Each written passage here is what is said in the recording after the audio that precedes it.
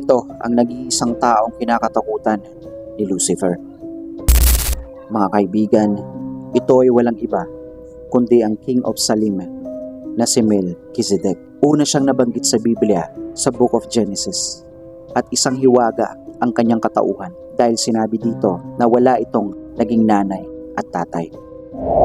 Binanggit din sa Book of Hebrew na maaari daw siyang ilarawan bilang the Son of God. Ayon naman sa ilang teksto, kagaya na lamang ng Gnostic writings at the Book of, sinabi dito na si Melchizedek nga raw ang isang napakamakapangyarihang hari at magkakaroon ng malaking tungkulin kapag nangyari na ang paghuhukom.